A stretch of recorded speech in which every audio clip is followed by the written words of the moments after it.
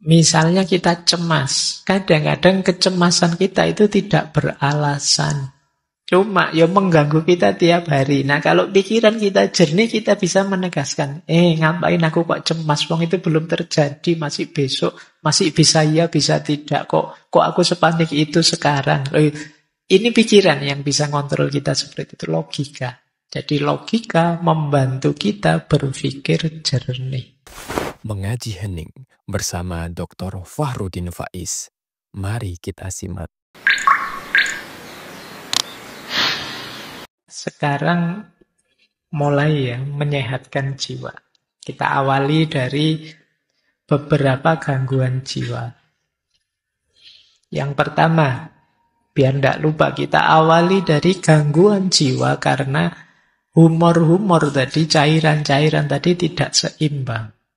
Jangan lupa seorang sanguinis yang tadi dominan darahnya, itu kalau ekstrim bisa memunculkan pribadi yang hiperaktif, impulsif, dan mania. Jadi wajar saja ada orang ekstrovert, tapi kalau bablas tidak terkendali, ini kan dominan darah yang sifatnya panas tadi, dia akan hiperimpulsif, ngamuan, mania. Makanya dalam bahasa Indonesia kan ada istilah darah muda, darah panas. Itu sebenarnya arahnya ke sini. Karena memang aspek darah itu unsur panas. Jadi kalau kalian merasa, Pak saya kok ngamuan ya Pak, saya kok tidak bisa diam ya Pak saya. Ya harus hati-hati, harus siap-siap untuk ngerem. Karena kalau tidak, ya ketemunya itu hiperaktif, impulsif, dan mania. Sementara yang flegmatis tadi yang cenderung tenang, cenderung tidak mudah terpengaruh, dominasinya yang lendir tadi, yang paling bawah, balhom, itu dalam bentuk ekstrim akan melahirkan orang yang apatis, cuek, lamban. Jadi disuruh ngapa-ngapa nanti saja, besok saja. Itu kalau dalam bentuk ekstrimnya ya masalah, jadi orang apatis. Apatis itu sudah tidak percaya lagi apa-apa. Sudah cuek total pokoknya. Nah ini kalau dominan terlalu besar aspek flegmatisnya.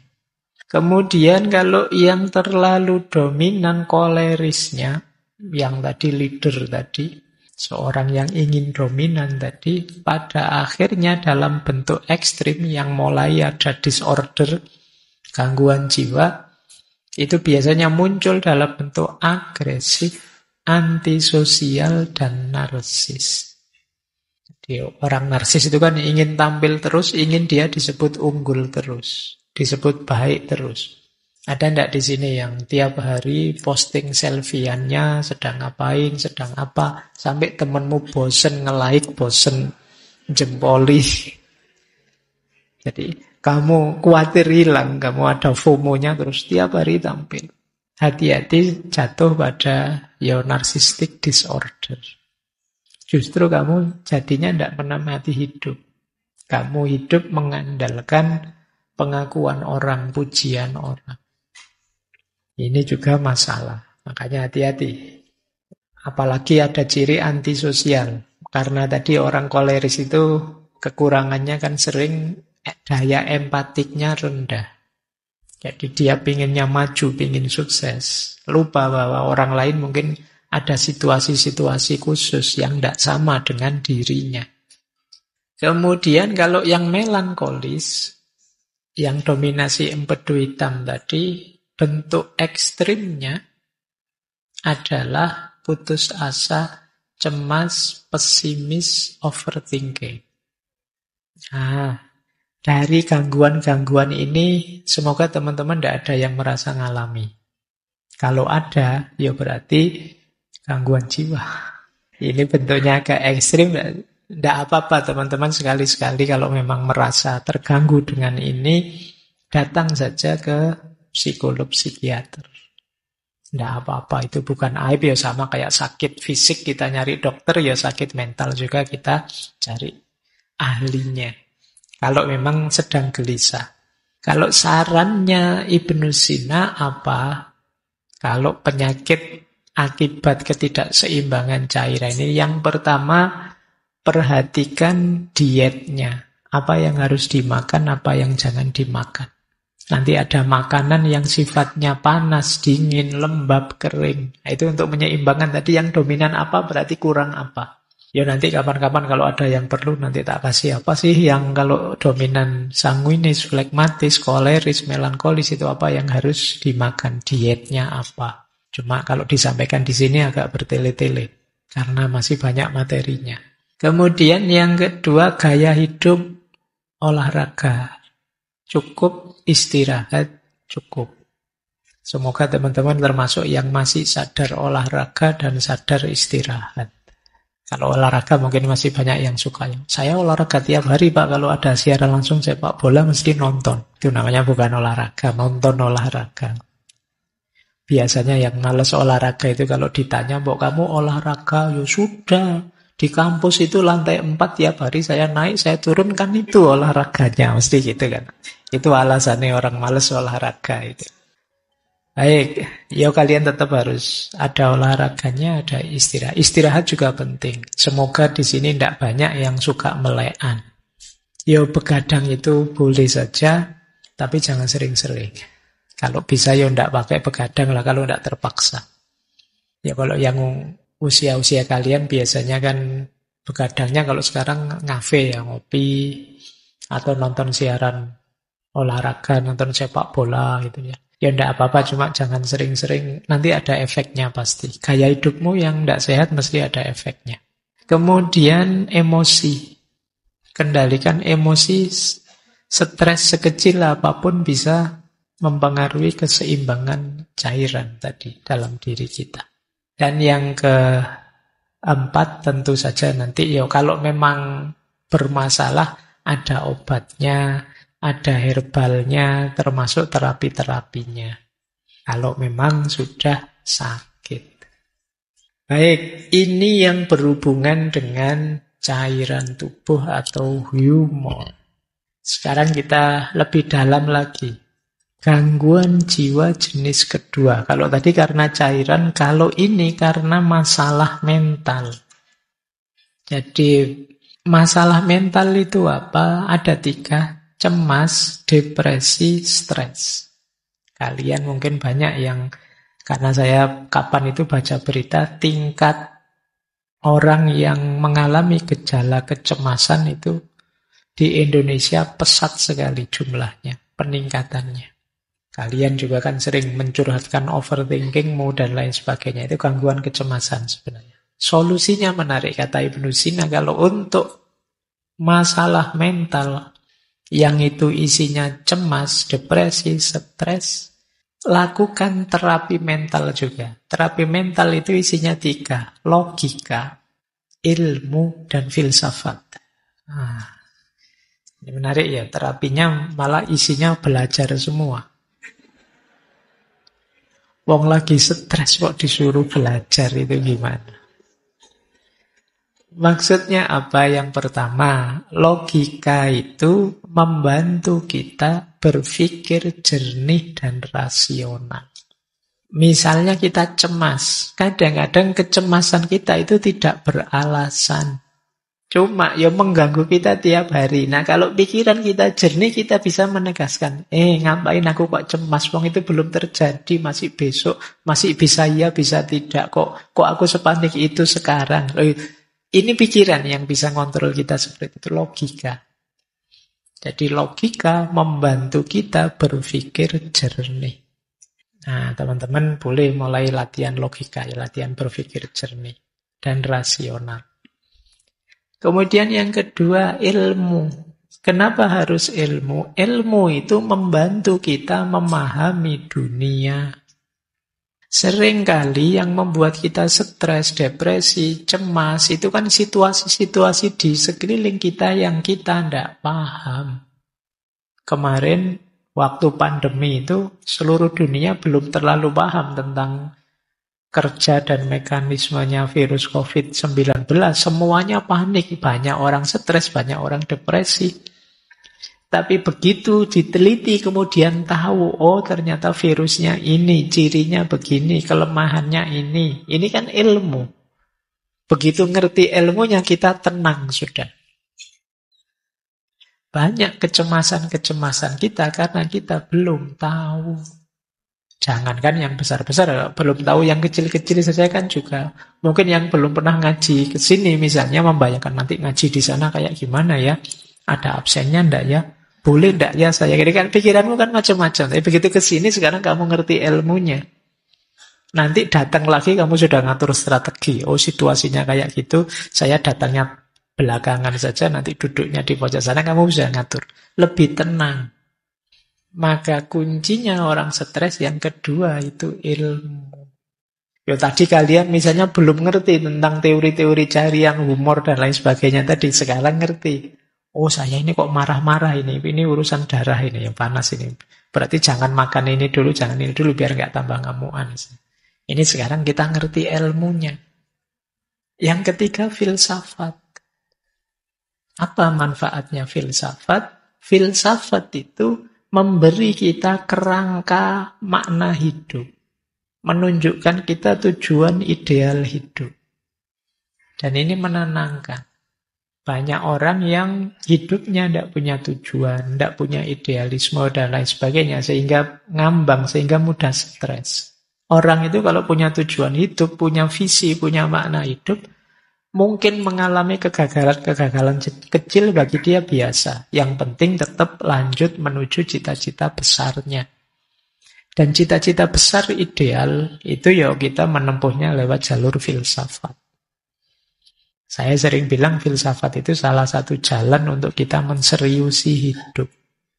Jadi selama ini mungkin kita autopilot saja. Bahkan kalian mungkin kuliah sudah semester akhir juga masih belum punya cita-cita, belum punya tujuan. Kalau ditanya hidupmu mau kamu bawa kemana? Kamu ingin hidup yang seperti apa? Belum tahu Pak, belum mikir ke sana. Bahkan jurusan ini saya kira saya juga salah ngambilnya. Kamu bisa begitu. Kamu bisa sampai dewasa tidak punya orientasi, tidak punya tujuan. Nah, filsafat membantu kita menemukan itu. Jadi menarik, kalau itu gangguan mental sifatnya, masalah-masalah mental seperti cemas, depresi, takut, solusinya 3. Logika, ilmu, dan filsafat. Makanya kemarin kita ngaji terus yang jadi buku itu judulnya Menjaga Kewarasan. Jadi kita belajar filsafat itu bagian dari menseriusi hidup biar kita tetap waras. Karena waras versi kita itu kamu cari di ChatGPT juga tidak ada. Seandainya ada juga tidak mesti cocok. Karena yang tahu hidup kita itu diri kita. Jadi coba kamu tanya ya di GPT. Wahai ChatGPT, tolong bantu saya biar saya bahagia bagaimana ya. Dia mesti ngomong macam-macam tapi tidak mesti cocok dengan kita. Karena yang tahu diri kita itu kita sendiri. Nah, di sini gunanya kita logika. Di situ gunanya kita belajar sendiri biar dapat ilmu. Belajar cara berpikir filosofis biar bisa merangkai makna untuk hidup kita. Baik, ini gangguan jiwa jenis kedua. Nanti ada gangguan jiwa jenis ketiga. Kalau jenis ketiga ini masalah emosional. Sedih, atau marah, atau takut. Ini masalah emosi. Batin yang lelah, ini masalah emosi. Nah, kalau masalah emosi, menurut Ibnu Sina, solusinya adalah terapi emosional. Terapi emosi kalau tadi logika, ilmu, filsafat, kalau ini musik, puisi, dan seni. Nah ini menarik ya. Jangan salah, Ibnu Sina juga ahli musik. Beliau bisa memainkan banyak alat musik, juga bisa menyanyi. Musik, kata Ibnu Sina, bisa membantu kita untuk meredakan ketegangan, menemukan kedamaian, juga mengekspresikan emosi. Kalau kalian sedang sedih, marah, atau sedang sangat jengkel, itu kan kadang-kadang Coba cari alat musik apa, terus kamu main sak kapoke lampiaskan kamu bisa. Nggak bisa Pak saya main Pak. Ya dimain ke sak senengmu aja kan sudah bisa untuk pelampiasan. Ada gitar nganggur kamu genjreng sak kapoke, sak pedote, senare gitu ya wis puas aku misalnya. Nah ini yang disebut terapi emosional. Nyanyi, karaoke sak keras-kerasnya nyanyilah. Itu bisa meredakan ketegangan dalam batin. Jadi musik bahkan bisa mendamaikan, tenang gitu. Kadang kalian dengerin musik apa itu rasanya sudah lupa dengan masalah-masalah yang tadi menegangkan kita. Jadi musik penting untuk membantu kita tenang. Dia bisa jadi katarsis. Lanjut. Terus puisi dan seni. Puisi bisa membuat kita lebih luas. Dulu mungkin teman-teman masih ingat ya. Kalau tidak salah, tokohnya Hasrat Inayat Khan. Kata beliau, kalau kata-kata sudah tidak berdaya, maka puisi bisa membantu. Kalau puisi juga masih tidak ngangkat, musik bisa mewakili kita. Musik ya bukan lagunya, bukan syairnya. Kalau syairnya kan cenderung ke puisi, tapi musik itu kan tidak ada kata-katanya dan kepala kita akan menerjemahkan sesuai kondisi kita masing-masing. Ya nanti kalau digabung dengan pandangan sufi yang lain, pada puncaknya sebenarnya katarsis paling hebat adalah kediaman kita, keheningan. Bisa, tapi yang paling tidak kan coba kalau teman-teman sedang sangat marah, sedang sangat sedih, dan belum bisa mengatasi sendiri. Misalnya tadi pikiran yang kita minta untuk mengendalikan sudah tidak berdaya karena saking sedihnya kita. Seni dan musik, juga puisi bisa membantu. Setiap kita pasti bisa nulis puisi. Tidak ada puisi yang jelek. Jadi kalau ada orang bilang, ini puisinya jelek, loh justru yang jelek itu lebih puitis. Makanya kalian pede saja, tulis saja. Lampiaskan apa yang ada di pikiranmu, suka-suka kamu sudah. Nah, ini kan sebutannya makanya puisi. Ya kalau nulis beneran kan kamu rapi, ada subjek, predikat, objeknya, kalimat utuh. Tapi begitu puisi, sudah nulis saja. Tidak usah ditanyakan, ini maksudnya apa, itu maksudnya apa. Suka-suka kamu saja. Karena memang tujuannya untuk katarsis. Baik. Jadi kalau teman-teman mengalami gangguan jiwa jenis ketiga ini, musik, puisi, seni bisa membantu. Lanjut. Sekarang gangguan jiwa tipe keempat. Ini gangguan jiwa karena masalah spiritual. Ini harusnya agak panjang ya. Ketika kita merasa kehilangan makna hidup. Kita merasa jauh dari Tuhan. Nah, kata Ibnu Sina, ambil terapi jenis spiritual. Terapi spiritual itu komponennya 3. Doa, zikir, dan meditasi. Menenangkan diri, uzlah. Doa bisa membantu kita menemukan kedamaian batin. Zikir bisa membantu kita fokus pada hal-hal yang positif. Meditasi bisa membantu kita menenangkan pikiran dan tubuh. Jadi jangan lupa Ibnu Sina itu pikirannya lengkap. Nanti kitab-kitabnya belakangan juga tidak hanya filsafat, tapi corak tasawuf, corak mistiknya juga kuat. Beliau juga menulis misalnya falsafah masyrikiyah, filsafat timur. Beliau juga punya cerita-cerita seperti Hai bin Yaqdhan. Hai bin Yaqdhan itu yang lebih nulis cerita itu dulu ya Ibnu Sina, meskipun nanti nama tokohnya diambil oleh Ibnu Tufel untuk menulis cerita yang sama tapi dengan plot yang berbeda. Ada banyak cerita-cerita spiritual yang ditulis oleh Ibnu Sina. Karena beliau juga concern dengan masalah-masalah spiritual. Bahkan di falsafah Masyrik itu ya beliau melihat bahwa manusia itu ada secara spiritual. Ada tipe abid, ada tipe zahid, ada tipe arif. Abid itu orang yang menghidupkan spiritualitasnya lewat jalur ibadah.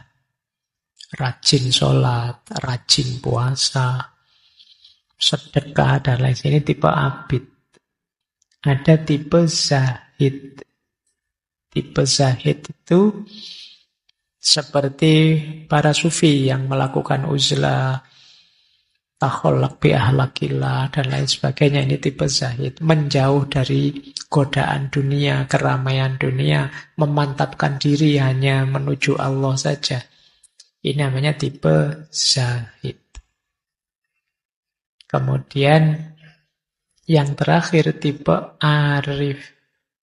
Tipe arif itu orang yang sudah mengalami pencerahan. Orang yang sudah kasyaf, sudah ma'rifat, sudah ngerti hakikat segala sesuatu. Ini tipe arif.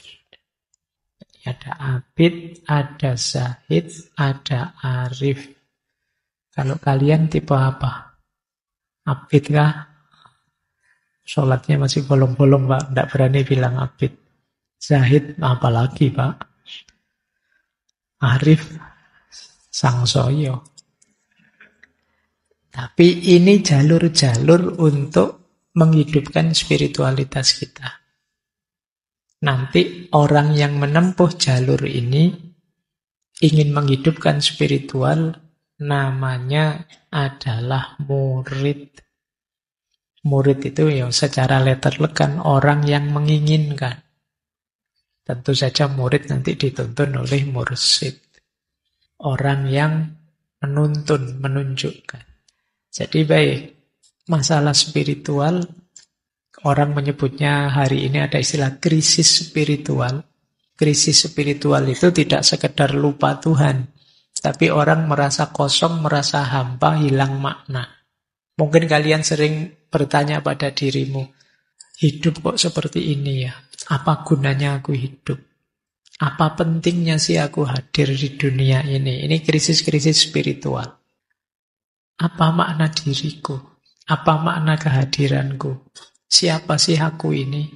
Aku dulu tidak minta kok dihadirkan sekarang. Kalau kalian lelah dengan hidupmu sampai selevel itu, kalian sedang mengalami krisis spiritual. Kalian merasa tidak bernilai, tidak bermakna. Krisis spiritual itu biasanya diawali dari, tadi sudah sedikit saya sebut, kalian lupa tujuan. Kalian tidak tahu hidupmu itu mau kemana. Dan dulu asalnya dari mana. Ini kalau orang Jawa konsep ini disebut sangkan paraning dumadi. Kalian lupa aspek ini sehingga kalian kelelahan sendiri. Kalian lupa bahwa hidup ini dulu asalnya dari mana dan besok mau menuju kemana. Kalian anggap hidupmu itu ya seputar aktivitasmu sehari-hari itu saja. Yang mahasiswa menganggap hidup itu ya seputar kuliah, kos-kosan, pacaran, mungkin seputar itu saja. Padahal tidak sekedar itu kalian dihadirkan oleh Allah untuk hidup. Nah, kalau ada yang mengalami begini, batinmu sedang sangat lelah, berarti kalian sedang mengalami krisis spiritual. Hal yang sama sering disebutkan berhubungan dengan peradaban barat yang terlalu positivistik. Kalau teman-teman baca tulisannya Sayyid Nasr itu, barat itu maju luar biasa. Tapi dia melupakan satu unsur yang sebenarnya esensial, fitri dalam diri manusia, yaitu aspek spiritual. Sehingga kemudian belakangan kan banyak orang barat yang kemudian geser ke ranah spiritualitas. Baik ya, kalian coba ya mulai introspeksi. Ya hidup kita ini lengkap sih, ada fisik jasadnya, tadi ada emosinya, ada mentalnya, ada jiwanya, dan ada unsur spiritualitasnya. Semuanya harus waras. Kalau ada yang tidak waras, ya hidupmu akan tidak seimbang, timpang. Jadi keywordnya konsep kesehatan mentalnya Ibnu Sina adalah keseimbangan. Makanya tadi cairan-cairan tadi tidak ada kok. Harus cairan ini saja tidak ada. Ya semuanya penting tapi jangan berlebihan. Jangan ada yang terlalu dominan. Nanti akan menyusahkanmu. Baik, nah solusi apa kalau kalian mengalami krisis spiritual? Ya terapi spiritual. Yang pertama doa. Doa itu tidak sekedar minta pada Tuhan, tapi juga kesadaran kita bahwa kita itu lemah. Ada banyak hal yang kita tidak mampu, maka kita perlu intervensi, perlu Tuhan membantu kita. Jadi, dan bukan masalah dikabulkan atau tidak dikabulkan kalau dalam konteks ini, tapi kesadaran kita bahwa Tuhan selalu ada, selalu hadir, dekat dengan kita. Itu sudah membuat kita nyaman. Yang kesadaran ketuhanan, kesadaran ilahiyah inilah yang selama ini sering lepas dari keseharian kita. Sekali-sekali kalau teman-teman bisa ya, coba dicek dalam sehari kira-kira berapa menit atau berapa puluh menit, syukur-syukur ada ndak 1 jam teman-teman melakukan aktivitas dengan sadar bahwa Allah sedang mengawasiku, Allah selalu dekat dengan aku. Pernah ndak begitu? Mungkin sedang kuliah sih dengan dosen, saya kuliah kayak gini, ya Allah ngawasi loh ya saya. Nah itu pernah, kesadaran ini kira-kira berapa persen muncul dalam hidup kita? Wong kadang-kadang sholat saja ndak ada kesadaran itu kan juga. Padahal sholat itu momen ketika kita berhadapan-hadapan dengan Allah, tapi kesadaran itu juga tidak muncul.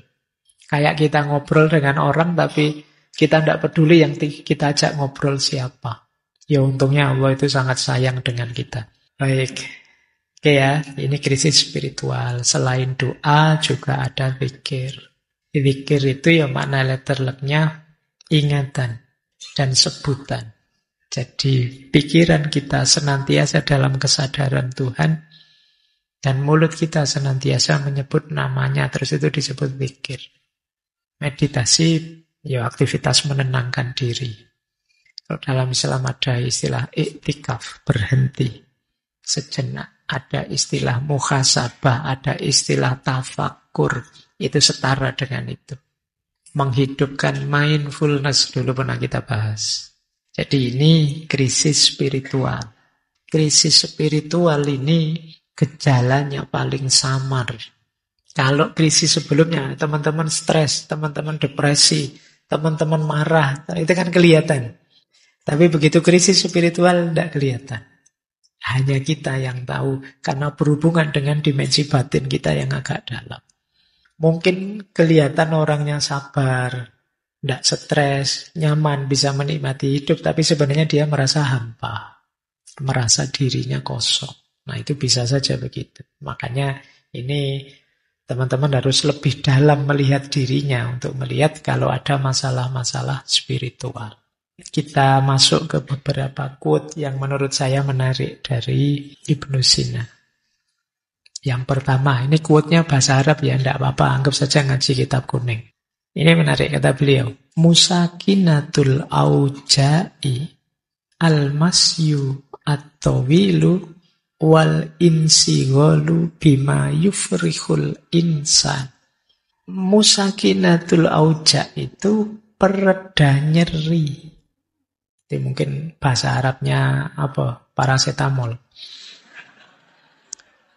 Ya, itu musakinatul auja'. Pereda nyeri itu apa? Al-masyu at-tawilu, jalan-jalan. At-tawilu yang jauh. Healing. Bahasamu hari ini healing. Ya biasa, kalau kamu sedang pusing terus teman mengejak jalan-jalan yuk tak traktir, langsung sembuh mesti pusing. Jadi al-masyu at-tawilu. Tapi yang menarik yang kedua, wal insighalu bima yufrihul insan. Dan menyibukkan diri dengan hal-hal yang membahagiakan orang lain. Itu bisa menghilangkan nyeri. Kalian mungkin tadi mengalami krisis-krisis jiwa, krisis mental. stres, depresi, bingung, marah, cemas, dan lain sebagainya. Coba kalian hilangkan dengan cara apa? Sibuklah berkontribusi untuk orang lain. Kecemasanmu, rasa depresimu mungkin banyak terkikis. Karena secara sekaligus ketika kamu berbuat baik pada orang lain, sebenarnya kalian sedang menegaskan dirimu bahwa ternyata aku ini penting juga ya. Ternyata aku ini ada gunanya juga ya. Ternyata aku ini meaningful juga dalam hidup ini. Itu menggembirakan. Jadi kalau kita berbuat baik pada orang lain, itu sebenarnya kita sedang berbuat baik pada diri kita sendiri. Dan itu ada hadisnya yang begitu. Dan ini memang makna langsungnya begitu. Begitu kita mampu berbagi kebaikan pada orang lain, muncul kalau bahasa psikologi namanya self-esteem, kebanggaan diri. Alhamdulillah, meskipun kecil, aku bisa bantu orang lain. Meskipun sepele, hidupku ternyata bermakna juga. Nah, itu yang disebut al-insighol bima yufrihun nas. Ya kalau yang pertama al-masyu atau will itu memang untuk meringankan hati, maksudnya keluar-keluar sana loh, jangan stuck di situ terus. Kalau kamu di kamar terus murung, terus mengurung diri, ya tidak longgar hidupmu. Biar tidak sumpek lagi, tidak stres. Coba lihat keluar-keluar. Ya ke sekitar-sekitar lah. Pak, saya tidak punya uang, Pak. Keluarnya paling ke kos sebelah. Tidak apa-apa, mungkin di kos sebelah kamu akan ketemu temanmu yang lebih susah daripada kamu. Itu kan kamu terus bersyukur, Alhamdulillah. Nasibku jelek tapi ternyata ada yang lebih jelek. Itu gunanya kamu healing-healing jalan-jalan keluar. Nah, ini menarik ya satu kalimat ini. Musakinatul auja. Lanjut. Quote kedua. Ini wanti-wanti dari beliau. Ini yang kadang-kadang kita berat menjalankannya. Ihdharul batnah. Jagalah benar-benar perutmu. Fa inna aksarul ilali innama tatawalladu min fudulit to'ami. Sesungguhnya sebagian besar penyakit itu muncul dari berlebihan makan. Ini nanti hubungannya dengan diet ya. Makanlah yang tepat sesuai kebutuhanmu. Tidak hanya yang bergizi, tapi termasuk tadi ya, yang sesuai kondisi mentalmu. Mungkin kamu perlu memperkuat unsur apa, melemahkan unsur apa. Karena kuncinya ada di makanan. Maka peringatannya Ibnu Sina, ihdharul batnah. Khawatirlah dengan perutmu. Karena perut kita itu sifatnya sangat toleran, terbuka. Apa saja kita masukkan, dia terima. Kalau mulut kan enggak. Mulut itu pahit kita muntahkan. Enggak enak kita lepeh. Tapi kalau perut kita isi apa saja dia oke. Makanya kita harus menjaganya dari luar. Karena di dalam dia welcome saja sih kita kasih apa. Sarapan gorengan oke. Nanti makan siang gorengan lagi oke. Malam-malam gorengan lagi oke. Seminggu 7 hari Indomie terus oke, enggak apa-apa. Dia nerima saja. Padahal kunci kesehatanmu ada di situ. Ada yang bilang perut itu otak kedua, kepala kedua kita. Jadi sebagian besar penyakit jalurnya di situ. Maka perhatikan apa yang kita masukkan ke dalam perut kita. Baik, ini quote kedua. Kita lanjutkan, ngaji lagi. Al-musta'iddu lisyai' takfihi ad'afu asbabihi. Orang yang siap, boleh juga diterjemahkan orang yang sedia, orang yang mau terhadap sesuatu, itu takfihi cukup baginya ad'afu asbabihi. Sebab yang paling lemah, paling ringan, tidak masalah.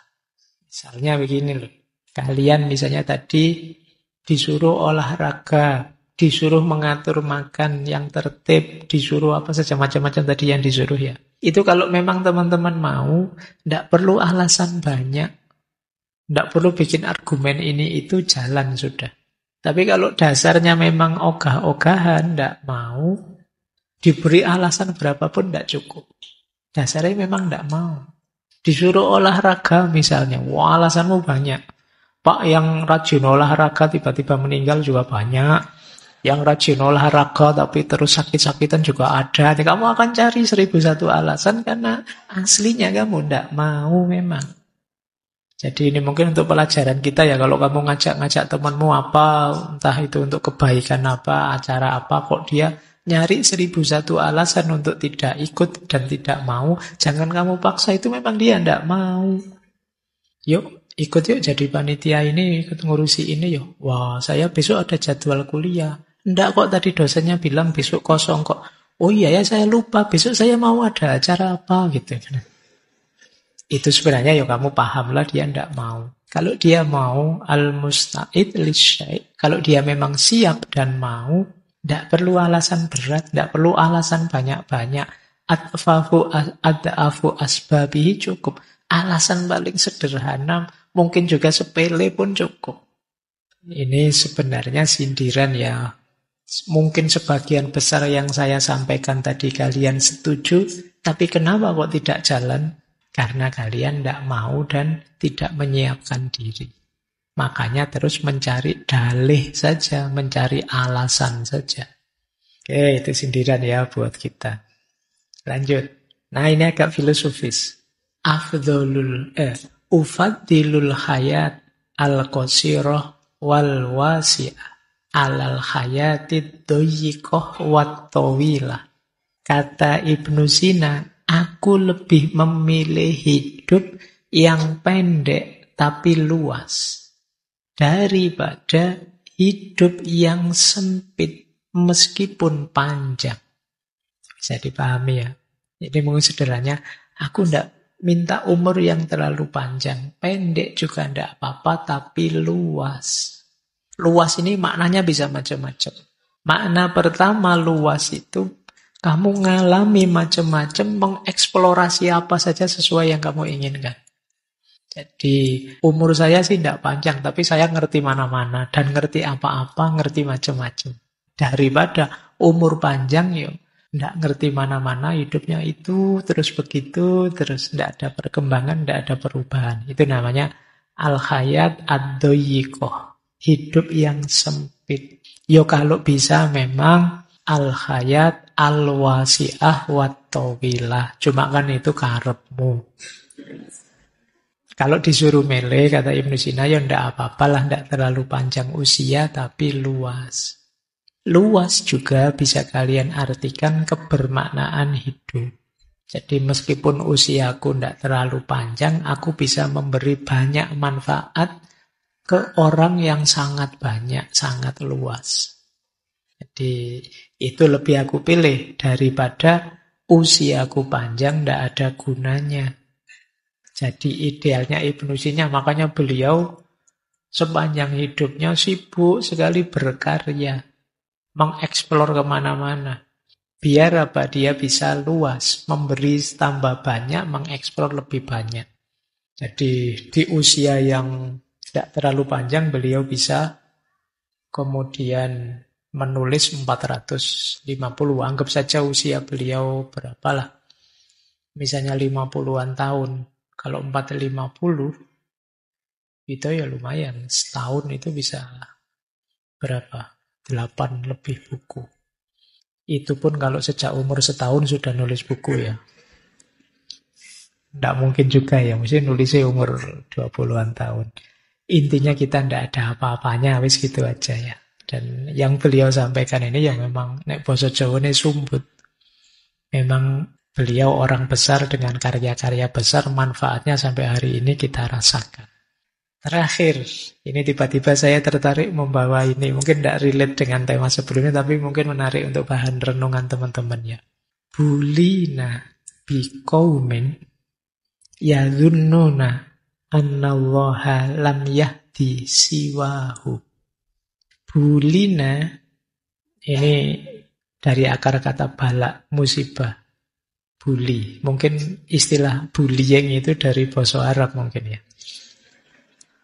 Bulina itu kita diberi musibah dengan orang-orang yang menganggap bahwa Allah tidak memberi hidayah kecuali pada kelompok mereka. Maksudnya apa? Ini zamannya Ibnu Sina ya. Beliau menganggap banyak orang yang merasa dirinya dan kelompoknya lah yang paling benar. Kemudian kelompok yang merasa paling benar ini melakukan kezoliman pada kelompok yang mereka anggap salah. Itulah maka beliau pakai kalimat bulina. Kita diberi musibah dengan orang-orang seperti ini. Orang-orang ini kalau salah diingatkan ngeyel. Karena dia merasa yang paling benar. Pokoknya yang benar pasti aku, yang salah pasti mereka. Mental semacam ini memang berat dalam konteks hidup bersama. Makanya beliau menganggapnya ini semacam musibah. Kita diberi musibah dengan adanya kaum yang anggap bahwa Allah itu hanya memberi hidayah mereka saja. Padahal Allah itu yang Rahman Rahim pasti akan memberi petunjuk, memberi hidayah siapa saja. Tapi mereka menganggap yang diberi hidayah oleh Allah itu hanya mereka saja. Cuma ini zamannya Ibnu Sina ya. Zaman sekarang mungkin tidak ada. Tidak ada bedanya. Baik. Ya ini tiba-tiba saya lihat quote ini kok menarik, saya bawa. Untuk bahan renungannya teman-teman. Tidak untuk nembak orang lain ya. Untuk introspeksi kita. Jangan-jangan kita orang itu. Jangan-jangan musibah itu kita. Betapa ruginya kalau kita hidup sekali ternyata jadi musibah bagi orang lain. Dengan karakter ngeyel kita, merasa benar sendiri kita. Baik, saya kira itu ya untuk malam hari ini. Saya tidak berani memanjang-manjangkan lagi, khawatir teman-teman kena gangguan jiwa nanti. Semoga pulang dari sini tetap sehat ya, lahir dan batin. Terima kasih sudah menyimak. Semoga channel Mengaji Hening bersama Dr. Fahrudin Faiz selalu bisa memberikan ilmu, motivasi, dan kebermanfaatan. Salam sehat dan bahagia.